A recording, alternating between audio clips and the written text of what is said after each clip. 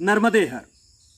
मां नर्मदा की परिक्रमा कैसे करें, इस श्रृंखला के 3 वीडियो आपने देखे।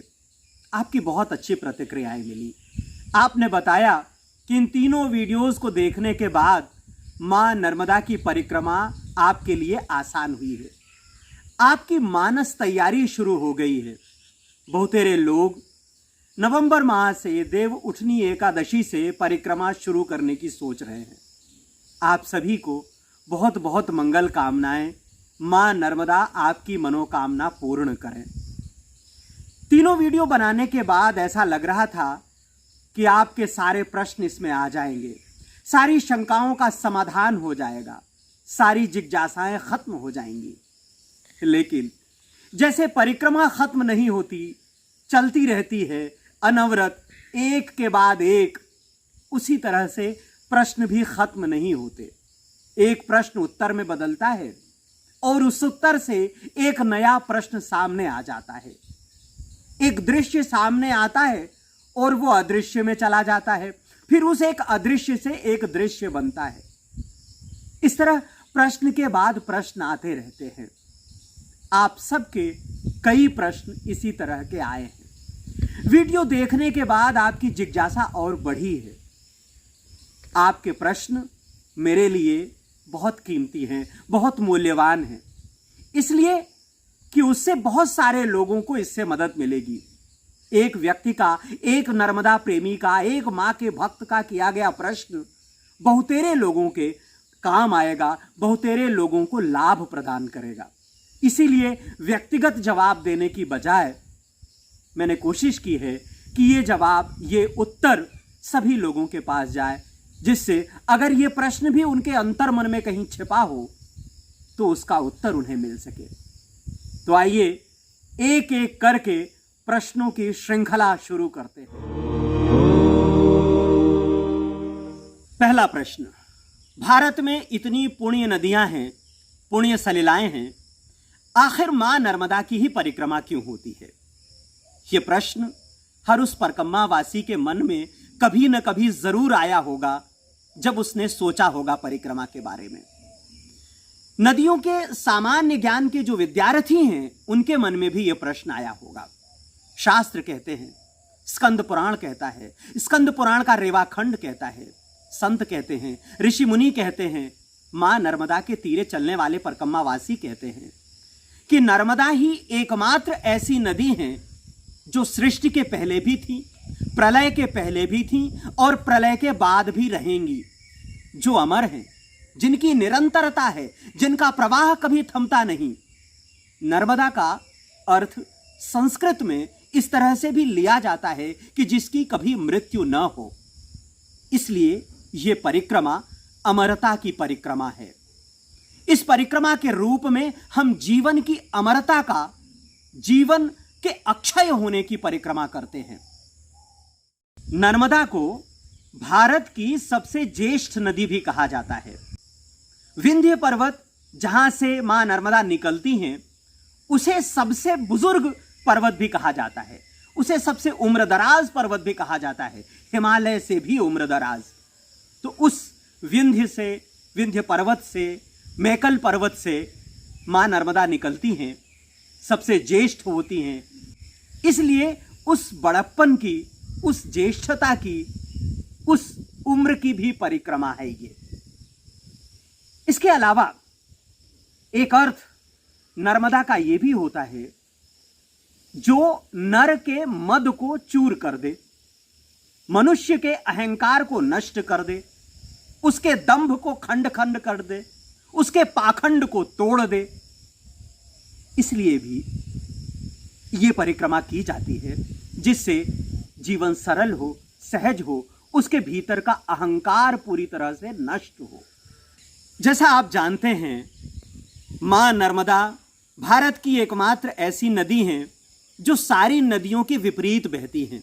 सारी नदियां पश्चिम से पूर्व की ओर बहती हैं, तो नर्मदा पूर्व से पश्चिम की यात्रा करती हैं। विद्रोहिणी है, धारा के विपरीत बहने का फैसला करती है। तो ये उस विद्रोह की भी परिक्रमा है, धारा के विपरीत चलने के उस साहस की परिक्रमा है जो नर्मदा स्वीकार करती है। यह एक स्त्री के मुक्ति की गाथा भी है। प्रतीक के रूप में एक नदी एक स्त्री बनकर धारा के विपरीत चल पड़ती है। हमारा सनातन साहित्य, हमारी सनातन परंपरा इसको मान्यता देती है, इसका पूजन करती है कि एक स्त्री, एक नदी धारा के विपरीत चल रही है। उसने परंपराओं को तोड़ा है और एक नए संविधान की रचना कर रही है, एक नए मूल्य की रचना कर रही है, एक नए संस्कार की रचना कर रही है। तो ये परंपरा, ये परिक्रमा इसलिए भी है।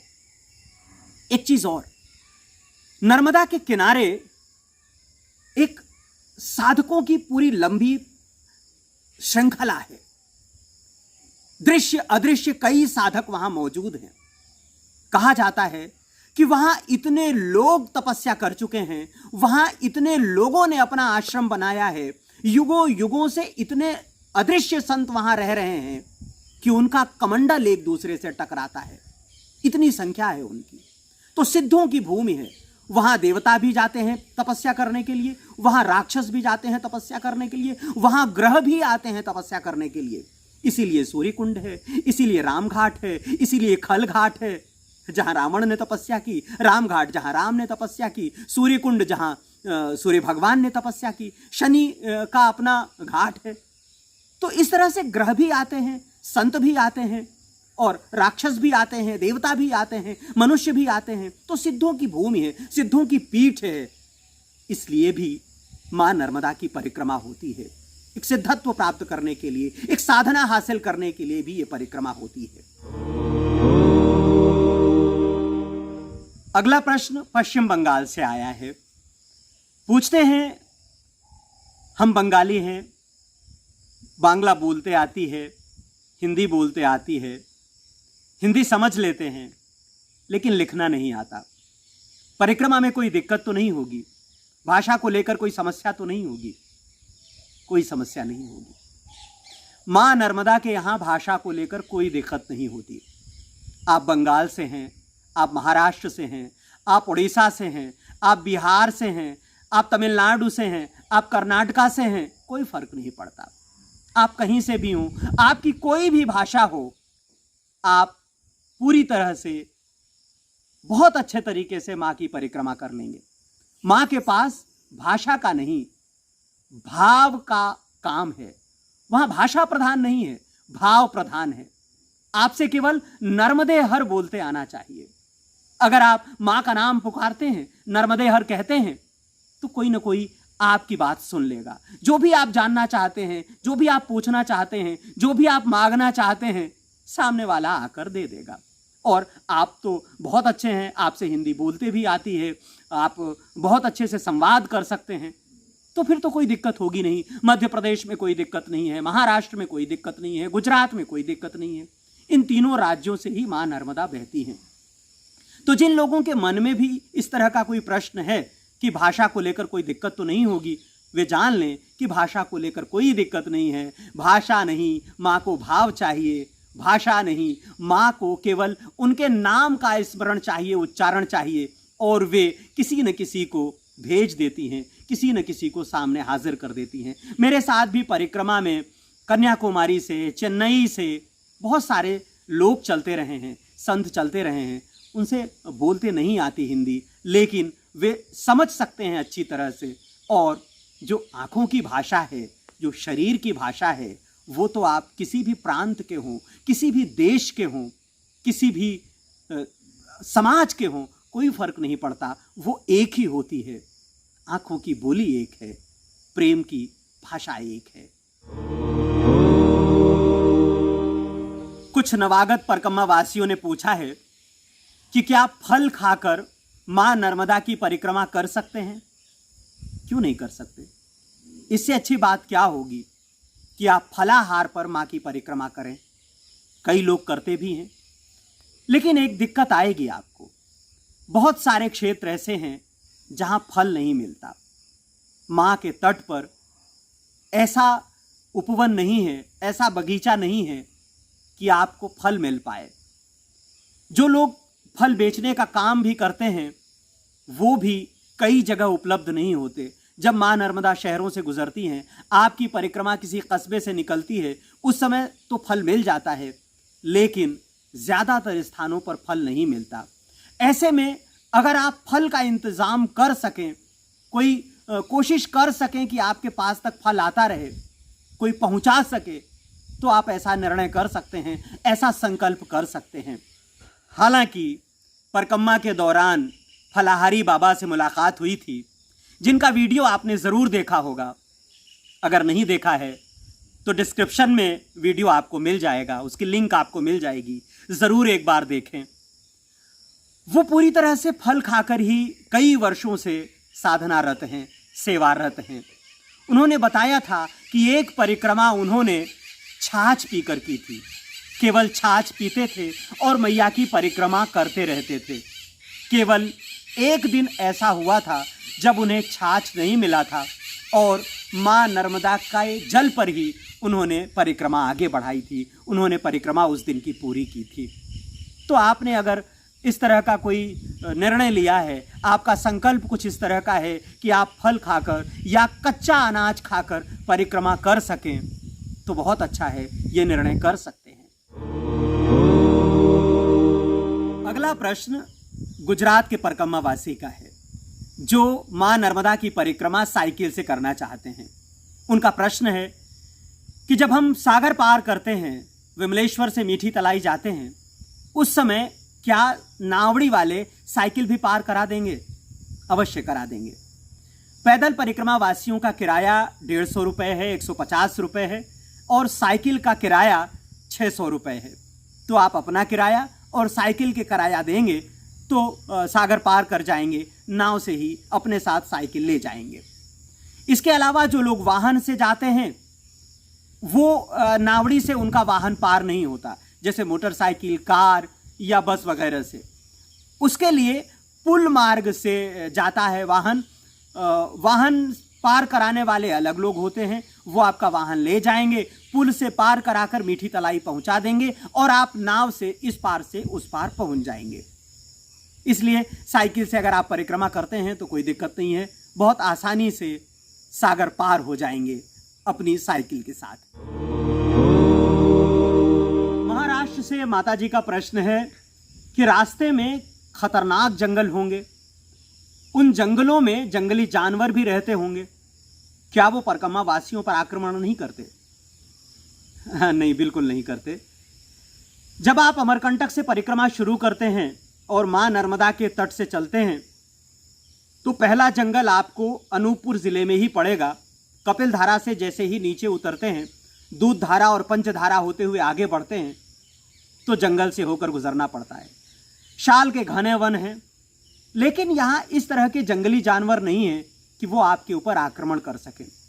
फिर इसके बाद जब आप शूलपाणी की झाड़ी में जाते हैं, कुछ और जंगल मिलते हैं। शूलपाणी की झाड़ी में भी इस तरह से जंगली जानवर नहीं है जो आक्रमण करें। झाड़ियाँ वहाँ अपनी मुश्किलें हैं, पहाड़ की अपनी मुश्किलें हैं, लेकिन जंगली जानवरों से खतरा नहीं है। लौटते समय उत्तर तट पर लक्कड़कोट का जंगल है। ये जंगल तकरीबन 21 किलोमीटर का है, बीच में कोई विश्राम नहीं है, एक साथ आपको 21 किलोमीटर चलना ही पड़ेगा और घना वन है, इसमें जंगली जानवर भी हैं। रात में जब जयंती माता में हम ठहरते हैं, विश्राम लेते हैं, तो वहाँ इस बात की ताकीद दी जाती है, इस बात की समझाइश दी जाती है कि आप यहाँ जंगली जानवरों से सतर्क होकर रहें, बच कर रहें। वहाँ पर जो आश्रम बनाया गया है वो भी इस तरह से बाड़े नुमा बनाया गया है कि जहाँ जंगली जानवर भीतर न घुस पाएं, अटैक न कर पाएं। तो वो थोड़ा सा खतरनाक इलाका है, लेकिन ऐसा नहीं है कि वहाँ पर आपके ऊपर जंगली जानवर कोई आक्रमण करें। कहा यह जाता है कि अभी तक किसी भी परिक्रमा वासी के ऊपर किसी बाघ ने या जंगली जानवर ने कभी हमला नहीं किया है। ये जो सफ़ेद वस्त्र है माँ का, इसे देखकर शायद जंगली जानवर पहचानते होंगे कि ये माँ का कोई भगत है, अपना ही कोई भाई है, इस पर आक्रमण नहीं करना है। तो इस तरह से खतरनाक जंगल नहीं है कि जहाँ जंगली जानवर हों और आपके ऊपर हमला करें। हाँ, जंगल जंगल है, वहाँ सतर्क होकर रहना पड़ता है, क्योंकि जंगल में हम गए हैं, हमारे घर में तो जंगली जानवर आए नहीं हैं, हम उनके घर में गए हैं, तो इसलिए उनके घर में चलते हुए हमें सतर्क रहना होगा और विनम्र रहना होगा, बच कर रहना होगा। ये हमारी जिम्मेदारी है। अगला प्रश्न भी गुजरात से शूलपाणी झाड़ी को लेकर है। क्या अभी भी वहां लूटपाट होती है? बिल्कुल नहीं होती। अब कोई लूटपाट नहीं होती। हमारे पहले के परकम्मा वासियों ने जरूर इस बात को बताया है कि जब कभी वे आज से 20-25 साल पहले परिक्रमा के लिए जाया करते थे, जब बांध नहीं बने थे और उस तरह का भराव नहीं था, तब ना माँ नर्मदा के किनारे किनारे वे चलते थे और ऐसे में उनके साथ लूटपाट होती थी। इस तरह से लूटपाट होती थी, जो वहाँ के भील हैं, मामा हैं, वो इस तरह से लूटपाट करते थे कि आपसे सब कुछ छीन लेते थे, कपड़े तक भी कई बार आपसे ले लेते थे और आपको शूलपाणी की झाड़ी से पूरी तरह से दिगंबर होकर निकलना पड़ता था। ये एक तरह से हमारा इम्तहान भी था, हमारी परीक्षा भी थी, हमारे धैर्य की परीक्षा, हमारी भक्ति की परीक्षा और हमारे संस्कारों की भी परीक्षा। आप एक तरह से संत बनकर निकलते हैं, एक तरह से साधु बनकर निकलते हैं, अपना सर्वस्व देकर निकलते हैं, अपने पास कुछ लेकर नहीं जाते। ऐसा बताते हैं कि पहले कभी ऐसा होता था, लेकिन आज ऐसा नहीं है। जिन मामा लोगों के ऊपर, जिन भीलों आदिवासियों के ऊपर इस तरह का आरोप कभी लगता था, अब वे समाज की मुख्य धारा में शामिल हो गए हैं। अब वे हमारी मदद करते हैं। जब हम उनसे रास्ता पूछते हैं तो वो रास्ता बताते हैं। उन्हीं के यहाँ हम रात को रुकते हैं और भोजन करते हैं। उनसे किसी भी तरह की मदद मांगते हैं तो वे देते हैं। हाँ, उनकी हैसियत जितनी है, उनकी क्षमता जितनी है, अपनी क्षमता के हिसाब से ही मदद करते हैं वो, लेकिन करते ज़रूर हैं। इस तरह डरने की कोई बात नहीं, चाहे पुरुष हों चाहे महिलाएं हों। अब वो पूरी तरह से परिक्रमा वासियों का सम्मान करती हैं, उनके साथ स्नेह करती हैं। एक चीज़ और, हमारे दिमाग में वो एक चित्र बनता है कि कोई भी जो आदिवासी है, भील है, वो तीर और तलवार लेकर खड़ा है और हमारे ऊपर हमला कर देगा।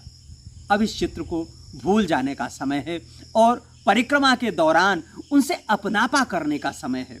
उनके तीर कमान का जो विज्ञान है उसको समझने की ज़रूरत है।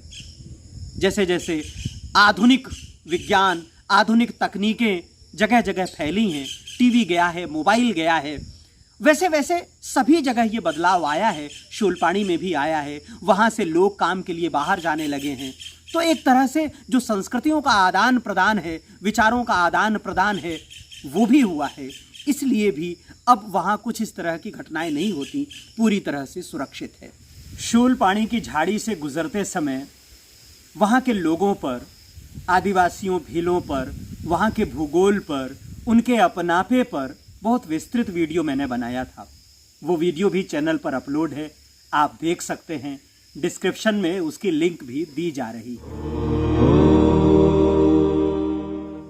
अगला प्रश्न महिलाओं को, युवतियों को लेकर किया गया है।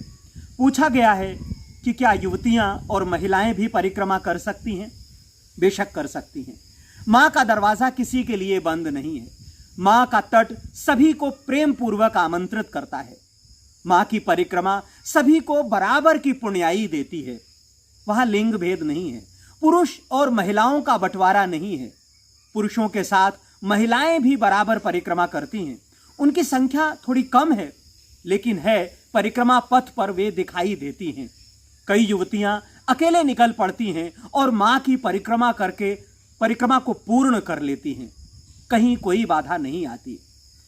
तो माँ का दर सभी के लिए खुला हुआ है। उसमें पुरुष भी हैं, महिलाएं भी हैं, और महिलाएं तो निश्चित रूप से माँ का अवतार हैं। वो माँ का स्वरूप है। यत्र नारी पूज्यन्ते रमन्ते तत्र देवता, हमारी संस्कृति ऐसा कहकर उनका सम्मान करती है। तो आप परिक्रमा कर सकती हैं। हाँ, महिलाओं को, युवतियों को एक खास ध्यान रखने की आवश्यकता है। वो आवश्यकता ये है कि जब आपका महत्वपूर्ण दिन होता है, उन दिनों में, 3 दिनों में, 5 दिनों में, जब आपकी पूजा वर्जित होती है, उस समय परिक्रमा को रोक देना चाहिए। आप जिस आश्रम में रह रही हैं, जहां पर ठहरी हुई हैं वहीं पर ठहर जाना चाहिए। लोक की जैसी मान्यता है उसके हिसाब से आपको अपने कार्य व्यवहार संपादित करना चाहिए। उन दिनों में माँ में स्नान करने के लिए नहीं जाना चाहिए, उनकी पूजा अर्चना नहीं करनी चाहिए, ठीक वैसा ही जैसा आप घर में करती आ रही थी। तो माँ की परिक्रमा करते हुए भी इसका विशेष ख्याल रखना चाहिए। मैंने कई बार महिलाओं को, युवतियों को परिक्रमा के दौरान ठहरते हुए देखा है। विमलेश्वर में सागर पार करते समय भी ऐसी बाधा आने पर उनके साथी, उनका परिवार कई बार उनके लिए 4-4, 5-5 दिन तक रुकता है। ये सब होता है। इसके अलावा कहीं कोई बंधन नहीं है, कहीं कोई बाधा नहीं है। परिक्रमा बराबर हो सकती है, बहुत अच्छे से हो सकती है। भाव की परिक्रमा है, प्रेम की परिक्रमा है, स्नेह की परिक्रमा है, ये भक्ति की परिक्रमा है। परिक्रमा करने की इच्छुक बिहार के एक नर्मदा प्रेमी ने पूछा है कि अगर परिक्रमा अधूरी छूट जाए तो पाप पड़ता है क्या? माँ की परिक्रमा में क्या पुण्य क्या पाप? माँ सब कुछ जानती है, सब कुछ समझती है, वो आपकी सारी गलतियों को माफ कर देती है। बस ये है कि वो गलती हो, किसी विवशता में, किसी मजबूरी में परिक्रमा छूट रही हो तो ऐसा कोई पाप नहीं होता। लेकिन अगर उसके पीछे आपका इरादा गलत है, आप जानबूझकर परिक्रमा छोड़ रहे हैं, तो निश्चित रूप से आपको अपराध बोध होगा और आप स्वयं अपने आप को क्षमा नहीं कर पाएंगे। तो ऐसा कोई पाप पुण्य का तो सवाल नहीं है। लेकिन हाँ, अगर आप संकल्प लेते हैं परिक्रमा करने के लिए तो उस संकल्प को पूरा करना आपका दायित्व है। परिक्रमा के लिए किसी ने आपको कहा नहीं है, किसी ने आपको सलाह नहीं दी है। परिक्रमा आपकी स्वतः प्रेरणा है, परिक्रमा आपकी अंतः प्रेरणा है। तो अगर आपकी प्रेरणा है, आपका निर्णय है, तो उसे पूरा करने की जिम्मेदारी भी आपकी है। तो उस जिम्मेदारी का निर्वहन आपको करना चाहिए, उस संकल्प का निर्वहन आपको करना चाहिए और कोशिश करनी चाहिए कि अपने अंतिम दम तक तमाम परेशानियों को पार करते हुए परिक्रमा को पूर्ण करें, उसकी पूर्णाहुति करें। तभी प्रकृति का भी आनंद है, तभी भक्ति का भी आनंद है, और अगर आपका कोई मनोरथ है तभी ये पूरा भी होगा। और अभी तो आपने परिक्रमा शुरू नहीं की है। ऐसा विचार क्यों करना कि अगर अधूरी छूट जाए? अधूरी छोड़ने का प्रश्न अपने भीतर लाना ही नहीं है। उसे पूरी करने का संकल्प लेकर ही घर से निकलना चाहिए और परिक्रमा उठानी चाहिए। कुछ लोगों का संदेश आया है कि क्या मैया के तट पर आश्रम बनाकर रह सकते हैं? एक नहीं, हजारों आश्रम है माँ के तट पर। सबने परिक्रमा की है, फिर इसी तरह माँ से लगन लगी है और वहीं जाकर रुक गए हैं। दिन रात माँ को निहारते हैं और अपनी भक्ति करते हैं। कुछ ऐसे लोग भी हैं जिनका इरादा बहुत व्यावसायिक है, वो भी माँ के तट पर हैं, अपना व्यवसाय कर रहे हैं। तो माँ के तट पर तो कोई भी जा सकता है, कोई भी रह सकता है, कोई भी आश्रम बना सकता है। अब ये आश्रम आप कैसे बनाएंगे, आप किस लिए आश्रम बनाना चाहते हैं, उस आश्रम के पीछे आपका क्या मकसद है, ये आप जाने, आपके भाव की पवित्रता जाने। इसके बारे में तो दूसरा कोई बात नहीं कर सकता, दूसरा कोई बता नहीं सकता। लेकिन हाँ, माँ के तट पर आश्रम है, आप भी बना सकते हैं, रह सकते हैं। पर मेरा मानना है कि वहाँ जो आश्रम हैं उन्हें भक्ति भाव से, उन्हें सेवा भाव से ओतप्रोत होना चाहिए। और उन आश्रमों में रहने वाले लोगों को भी अपने मान अभिमान को छोड़कर परिक्रमा वासियों की सेवा करनी चाहिए। तभी वहाँ आश्रम बनाने का, आश्रम बनाकर वहाँ रहने का कोई मतलब है, कोई औचित्य है। एक प्रश्न दार्जिलिंग से नर्मदा प्रेमी ने किया है कि परिक्रमा के समय माँ नर्मदा में स्नान करने का क्या वक्त होता है, क्या समय होता है? बहुत अच्छा प्रश्न है। माँ के तट पर परिक्रमा करते हुए हम सारे लोग जब चलते हैं तो ये विचार कई बार आता है कि जब चाहें तब नहा लें, जब चाहे तब पूजा कर लें। लेकिन परिक्रमा वासियों ने, माँ के तट पर रहने वाले साधु संतों ने एक महत्वपूर्ण बात बताई। वो ये है कि शाम ढलने के बाद, सूर्यास्त के बाद माँ नर्मदा विश्राम में चली जाती हैं। वे नदी हैं, इसके साथ हम उन्हें माँ के रूप में पूजते हैं, माँ के रूप में उनकी परिक्रमा करते हैं। तो सूर्यास्त के बाद उनके विश्राम का समय हो जाता है और विश्राम करते हुए माँ में स्नान नहीं किया जाता, अर्थात सूर्यास्त के बाद स्नान नहीं होता। चाहे गर्मी का मौसम हो, चाहे ठंड का मौसम हो, चाहे बारिश का। बारिश में तो वैसे भी परिक्रमा नहीं होती, चातुर्मास के लिए लोग माँ के किनारे रुकते हैं, तो सूर्यास्त के बाद स्नान नहीं होता। इसी तरह सुबह ब्रह्म मुहूर्त के पहले स्नान नहीं होता। आमतौर पर जो समय माना गया है वो 4 बजे के पहले रात्रि बल्कि भोर में प्रातःकाल 4 के पहले स्नान नहीं करना चाहिए, इसके बाद ही स्नान करना चाहिए।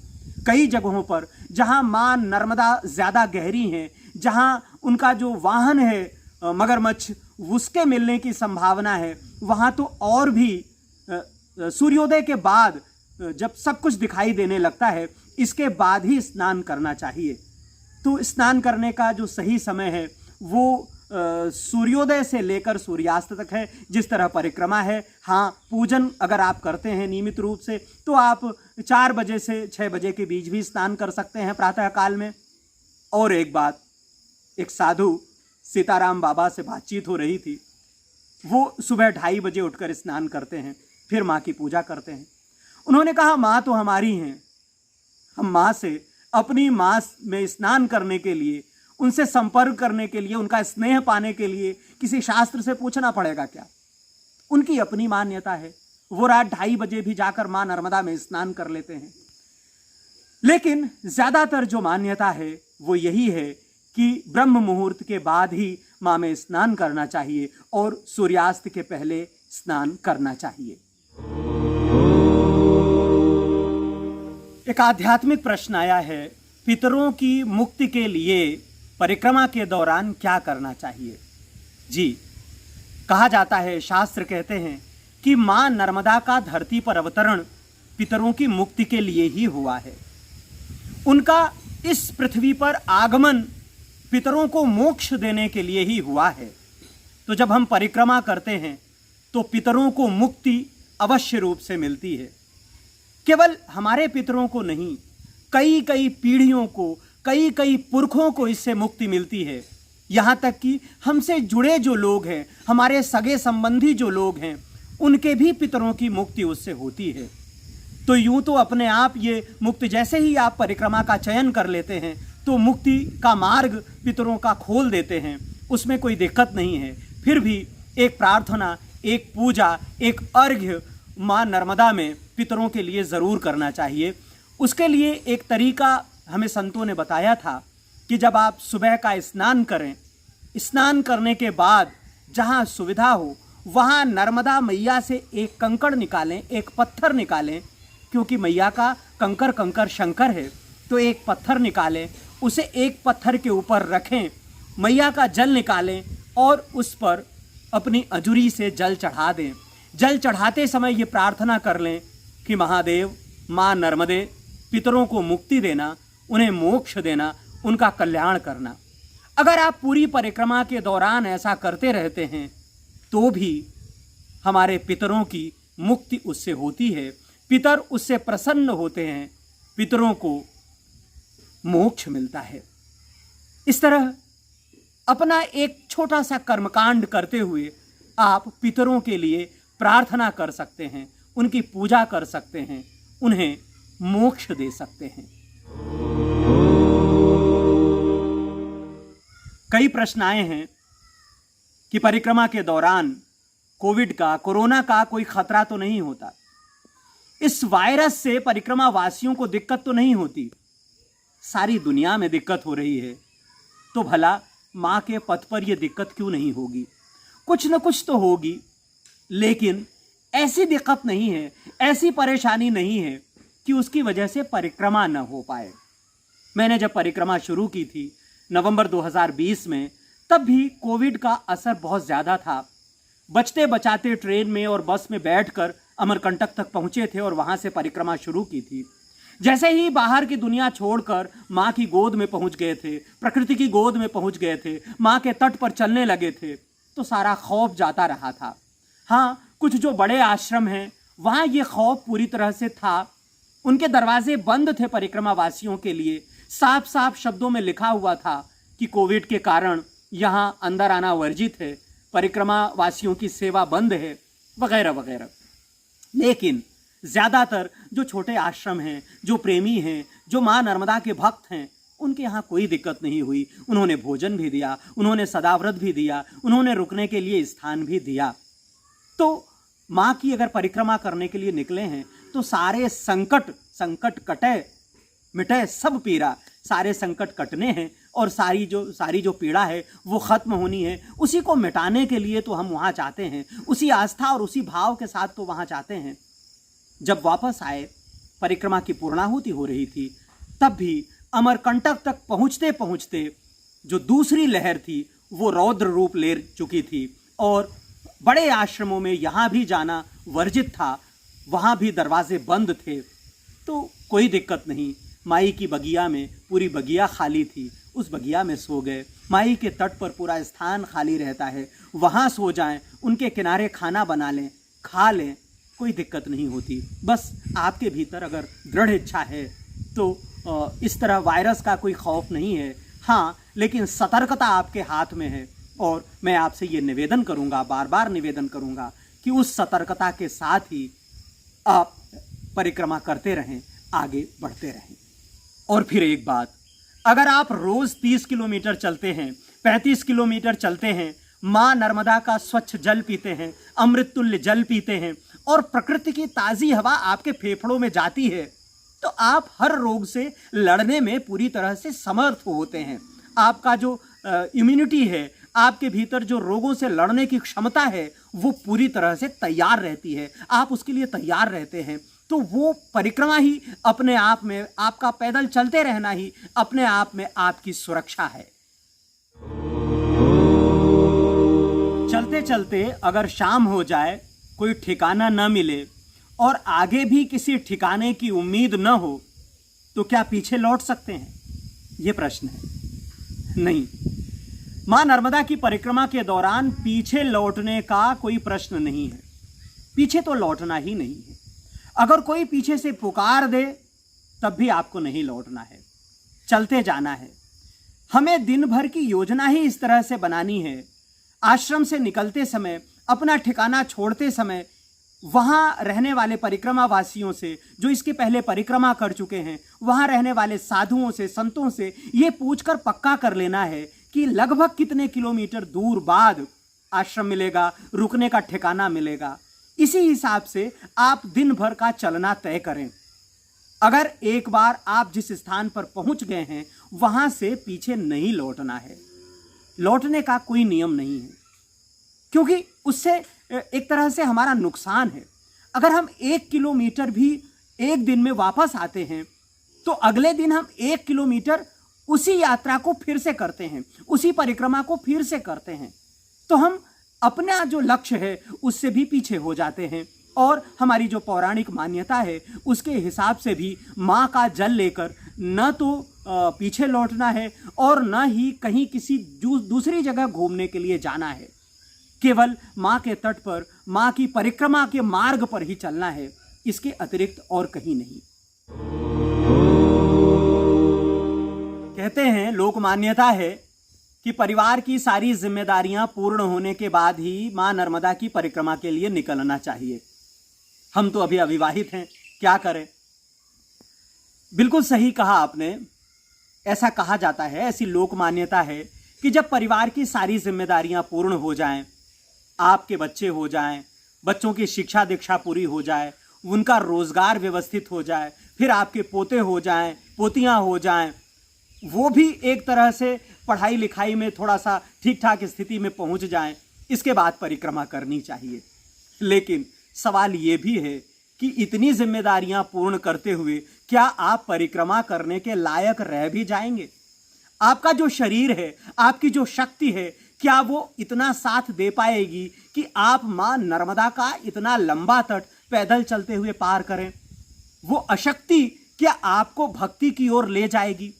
ये आपको अपनी शारीरिक क्षमता के हिसाब से तय करना है। स्वामी विवेकानंद ने एक बात कही थी कि बुढ़ापे में भक्ति करेंगे, ये सबसे बड़ा हमारा एक तरह से टालना है अपने अध्यात्म को, अपने धर्म को, अपने भीतर की भक्ति भाव को। जब आपका शरीर समर्थ होता है, जब आपके शरीर में शक्ति होती है, उसी समय जब आप दूसरे कार्य कर रहे होते हैं, उसी समय इस भक्ति का भी समय है, उसी समय अध्यात्म में जाने का भी वक्त है, उसी समय साधना का भी वक्त है। अगर आप साधना बुढ़ापे में करेंगे, शरीर के जर्जर हो जाने के बाद करेंगे, तो आपका ध्यान अपने शरीर की रुग्णता पर रहेगा, किसी भी तरह से भक्ति पर नहीं रहेगा। अविवाहित हैं तो भी कोई दिक्कत नहीं, मां नर्मदा भी कुंवारी हैं और अमरकंटक से लेकर भरूच तक, खंबात की खाड़ी तक यात्रा करती हैं। तो अगर हमारी इष्ट इस तरह से है, अविवाहित है, कुंवारा है और वो अपनी यात्रा कर रहा है, तो हमें अपनी यात्रा क्यों नहीं करनी चाहिए? तो शरीर जब समर्थ हो तभी ये यात्रा करनी चाहिए। इसका इंतजार बिल्कुल नहीं करना चाहिए कि जब सारे दायित्व पूरे हो जाएंगे, सारे काम पूरे हो जाएंगे तब निकलेंगे। अच्छा है कि सारे दायित्व भी पूरे हो जाएं और आपकी परिक्रमा भी हो जाए। एक प्रश्न आया है कि आपका वीडियो देखने के बाद ऐसा लगता है कि 3600 किलोमीटर की परिक्रमा में सारे सज्जन लोग ही रहते हैं, कोई दुष्ट व्यक्ति नहीं रहता, कोई दुर्जन नहीं रहता।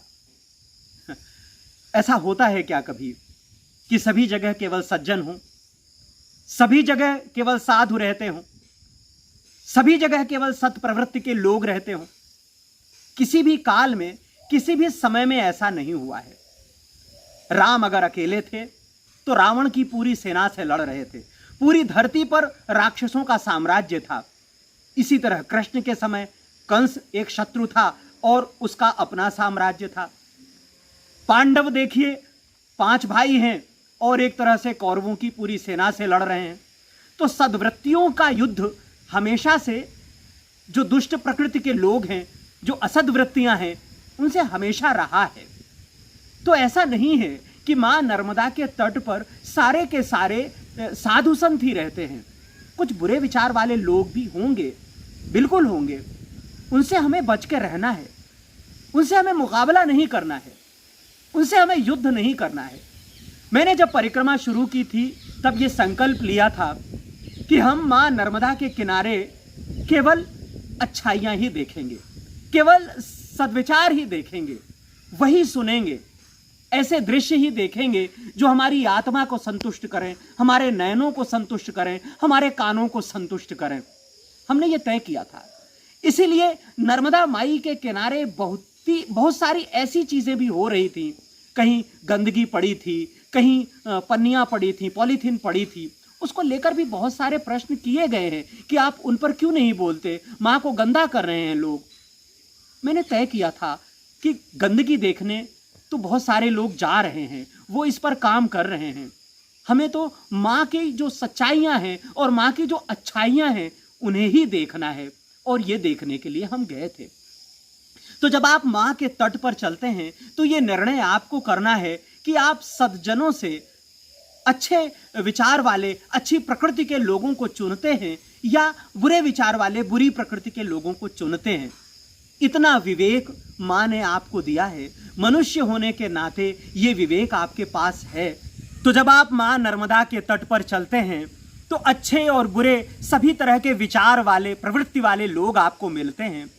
माँ ने आपको विवेक दिया है, उस विवेक का इस्तेमाल करते हुए आप भले लोगों का चयन करें और उनके साथ रहें, उनके साथ आगे बढ़ें, उनके साथ अपना समय व्यतीत करें। जिस तरह से समाज में रहते हुए आपको अच्छे बुरे की पहचान करनी होती है, उसी तरह से वहाँ माँ नर्मदा के तट पर भी अच्छे बुरे की पहचान आपको करनी पड़ेगी। गोस्वामी तुलसीदास जब रामचरितमानस की रचना कर रहे थे तो प्रारंभ में ही उन्होंने लिखा था, बंदहु संत असज्जन चरना। वो जानते थे कि संत अगर हमारी मदद करेंगे तो जो असज्जन हैं, असंत हैं, वो हमें, हमारे काम में व्यवधान डालेंगे। इसलिए उन्होंने दोनों को ही प्रणाम कर लिया था। तो जब आप माँ नर्मदा के तट पर चलें तो दोनों को प्रणाम करते चलें और चुने उसे जिससे आपकी परिक्रमा सफल होगी, जिससे आपकी भक्ति सफल होगी, जिससे आपको कुछ नया जानने के लिए मिलेगा। उत्तर प्रदेश से माँ नर्मदा प्रेमी का एक बहुत अच्छा प्रश्न है।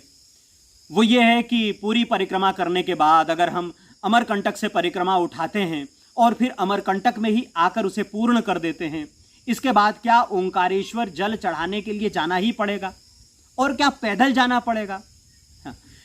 जल चढ़ाने के लिए ओंकारेश्वर तो हर हाल में जाना होगा।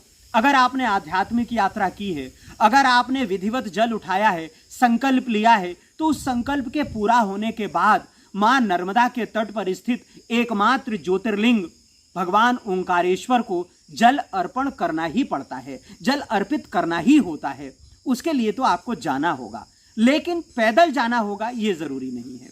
परिक्रमा आपकी अमरकंटक में पूरी हो गई, अब आप बस में, ट्रेन में बैठकर ओंकारेश्वर जा सकते हैं, कोई दिक्कत नहीं है। परिक्रमा पूरी होने के बाद वाहन में चलने या पैदल चलने जैसी कोई बाध्यता नहीं है। हाँ, अगर आपकी इच्छा है कि आपको फिर 1 महीने पैदल चलकर और जल चढ़ाना है तो आप कर सकते हैं। भक्ति चाहे आप जितनी करें उतनी कम है, लेकिन जो विधिवत मान्यता है, परंपरा है और शास्त्रीय मान्यता है, उसके हिसाब से पैदल परिक्रमा जहाँ से शुरू होती है वहाँ पूर्ण हो जाती है और इसके बाद जल चढ़ाने के लिए आप किसी भी वाहन से जा सकते हैं।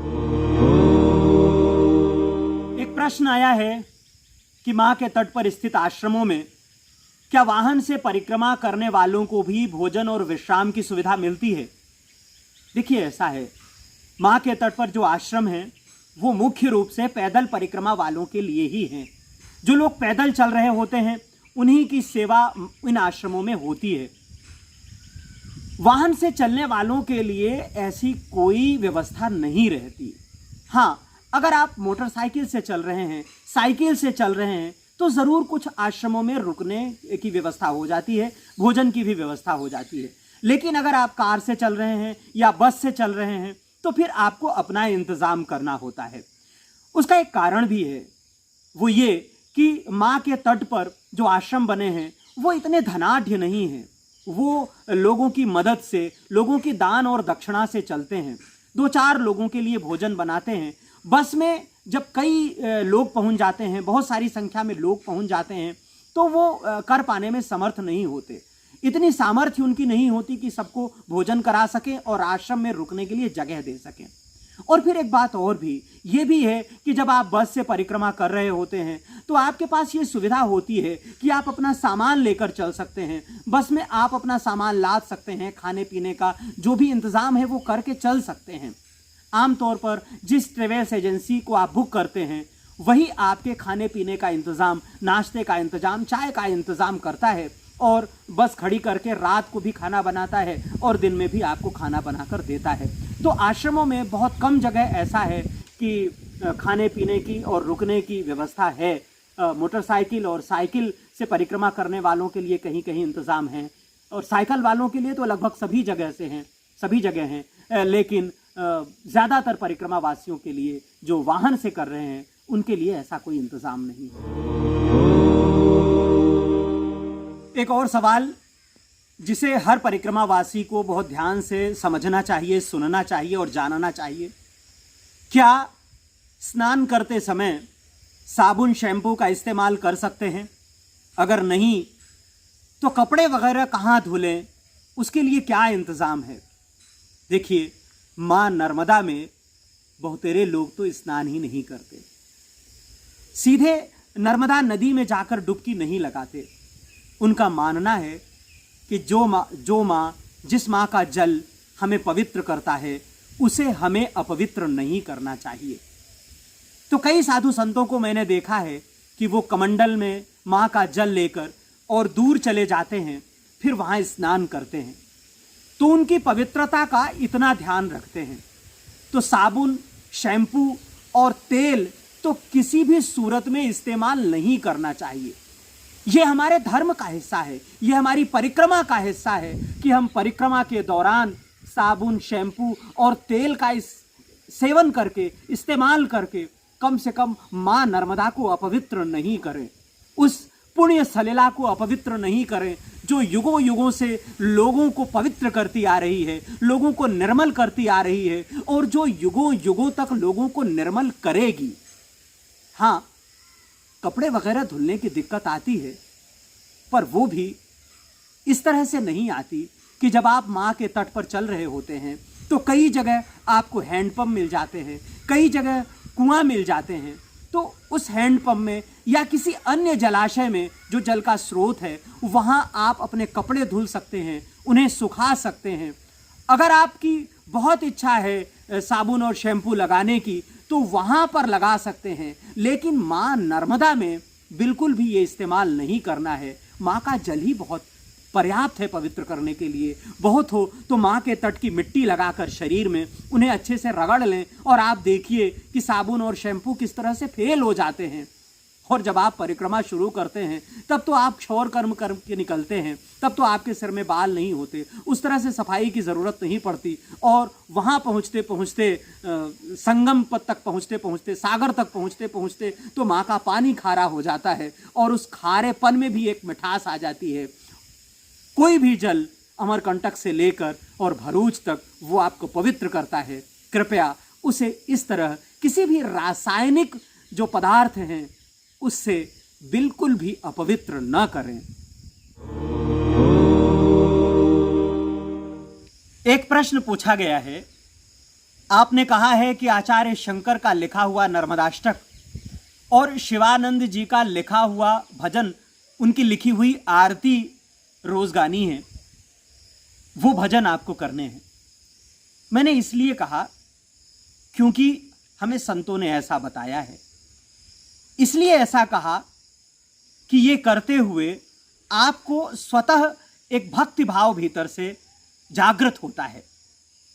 अगर आप लिखने में समर्थ हैं, अगर आप एक रचना कर सकते हैं संस्कृत में, हिंदी में, ऐसी रचना जो कर्णप्रिय हो, ऐसी रचना जो माँ नर्मदा सुनकर प्रसन्न हो सके, ऐसी रचना जो परिक्रमा करने वालों को भी आनंद दे, अगर ऐसी रचना आप कर सकते हैं तो आप स्वतः अपनी रचना का पाठ भी कर सकते हैं। आपको बता दें कि आचार्य शंकर ने मात्र 15 साल की उम्र में यह नर्मदाष्टक लिखा था। ऐसा नर्मदाष्टक जिसे आज भी हम जैसे परिक्रमा वासियों को समझने के लिए अपने गुरुओं से मदद लेनी पड़ती है, उनसे सहायता मांगनी पड़ती है। तो उस आचार्य शंकर ने जिस नाद के साथ, जिस ध्वनि के साथ, जिस मंत्र भाव के साथ उस अष्टक की रचना की थी, वो आज भी हमें प्रेरणा देता है, वो आज भी हमारे भीतर भक्तिभाव जागृत करता है। इसलिए उस नर्मदाष्टक का पाठ करते हैं। शिवानंद जी ने बहुत सारी आरतियां लिखी हैं, लगभग सभी इष्टों की आरतियां उन्होंने लिखी हैं, माँ नर्मदा की आरती भी उन्होंने लिखी है और अब जन के मुखारविंद पर है, जन जन की जबान पर है, तो वो आरती करके भी हमारी पूजा पूरी होती है। तो ये एक सुविधा है।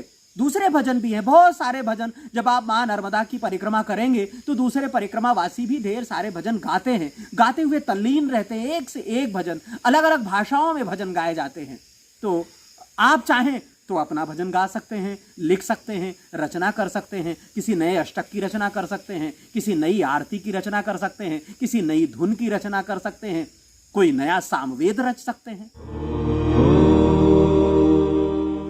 इस प्रश्नोत्तरी का अंतिम प्रश्न लेते हैं। पूछा गया है कि मां नर्मदा में स्नान करते समय उनका जो वाहन है, मगरमच्छ है, उसका भय तो नहीं रहता, वो आक्रमण तो नहीं करता? नहीं, बिल्कुल नहीं करता।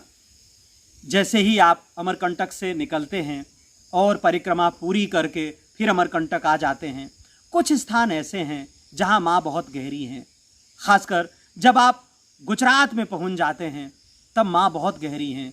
मध्य प्रदेश में भी बहुत सारे हिस्सों में, जो खरगोन का इलाका है, इसके आसपास का इलाका है, वहाँ माँ का विस्तार ज़्यादा है, गहराई भी ज़्यादा है। बताते हैं कि वहाँ पर लोगों को मगरमच्छ दिख जाते हैं, माँ का वाहन नज़र आ जाता है।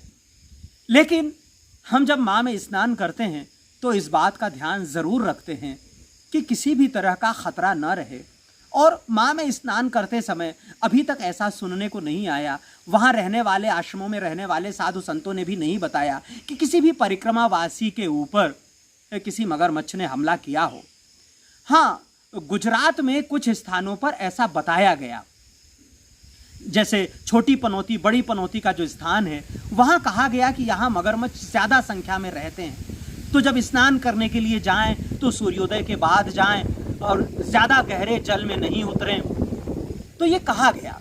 तो ये ध्यान आपको रखना है। और माँ नर्मदा के तट पर जब आप रुकते हैं तो वहाँ लोग आपको ये बता देते हैं कि यहाँ किस तरह की सतर्कता है। और फिर स्नान करने के लिए जो सबसे सही साधन है वो आपका कमंडल है, जो हाथ में कमंडल रहेगा उसी से स्नान करना है। कोशिश करें कि माँ नर्मदा में उतर कर स्नान न करें।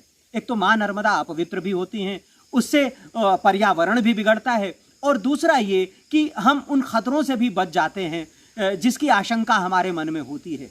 तो माँ का वाहन जो मगरमच्छ है वो बिल्कुल हमला नहीं करता। हमें सतर्कता फिर भी बरतनी है, क्योंकि मैंने कहा कि जो माँ का जल है वो सबसे पहले उन मगरमच्छ के लिए है, क्योंकि वो उनका वाहन है, इसके बाद हमारे लिए है। तो ये सम्मान हमें करना होगा और हमें ध्यान रखना होगा कि हम जो माँ नर्मदा के जल में रहने वाले प्राणी हैं, जलचर हैं, उनको नुकसान न पहुँचाएं और उनके करीब न जाएं। ये थे आपके 20 प्रश्न। उम्मीद है सारे प्रश्न उत्तर में बदल गए होंगे, आपको समाधान मिला होगा। उन परिक्रमा वासियों को भी समाधान मिला होगा जिनके मन मस्तिष्क में ये प्रश्न कहीं कोने में छिपा बैठा था। इन प्रश्नों से आपकी परिक्रमा और भी सहज होगी, सरल होगी। यूं तो तीनों वीडियो जो पहले आपने देखे हैं उनमें ये उत्तर कहीं ना कहीं दबे थे, लेकिन रेखांकित नहीं थे। आपके प्रश्नों ने उन्हें बहुत स्पष्ट किया है, बहुत समृद्ध तरीके से रेखांकित किया है, जिससे उनका उत्तर विस्तार से बन पड़ा है। एक बात है, अगर आपको जीवन में कुछ बनना है तो कुछ करना पड़ेगा। अगर आप आईएएस बनना चाहते हैं, कलेक्टर बनना चाहते हैं, तो आपको सिविल सर्विसेज की परीक्षा देनी पड़ती है। अगर आप प्रोफेसर बनना चाहते हैं तो आपकी अकादमिक शिक्षा बहुत ज़बरदस्त होनी चाहिए, आप पीएचडी होल्डर होने चाहिए, आपकी जो अकादमिक शिक्षा है वो भरपूर होनी चाहिए। अगर आप इंजीनियर बनना चाहते हैं तो आपको आईआईटी करना होगा। अगर आप डॉक्टर बनना चाहते हैं तो आपको नीट करना होगा। लेकिन अगर आपको अच्छा इंसान बनना है तो क्या करना होगा? तो मां नर्मदा की परिक्रमा करनी होगी। अगर आपको अच्छा विद्यार्थी बनना है, जीवन में कुछ सीखना है, तो क्या करना होगा? तो मां नर्मदा की परिक्रमा करनी होगी। तो एक बेहतर मनुष्य बनने के लिए, एक बेहतर दृष्टि पाने के लिए, इस संसार को देखने की एक नई नजर पाने के लिए, इस भूगोल को समझने के लिए, इस देश के इतिहास को समझने के लिए, इस देश की संस्कृति को समझने के लिए एक बार हर मनुष्य को परिक्रमा अवश्य करनी चाहिए। परिक्रमा करेंगे तो जीवन की परिक्रमा को समझने में बहुत आसानी होगी। अगर आपने अभी तक हमारे इस चैनल को सब्सक्राइब नहीं किया है तो जरूर कर लें, जिससे आपका हमारा नाता बना रहे, ये रिश्ता बना रहे। शेयर करें अपने मित्रों, परिचितों, रिश्तेदारों को, जिससे उनके मन में भी परिक्रमा की चाह जगे और एक सवाल इसी तरह का कोई उनके मन में भी पैदा हो, उनके कदम भी मां नर्मदा के तट पर चलने के लिए आतुर हों। तो सब्सक्राइब करें, लाइक करें और इस रिश्ते को और मजबूत करें। नर्मदे हर।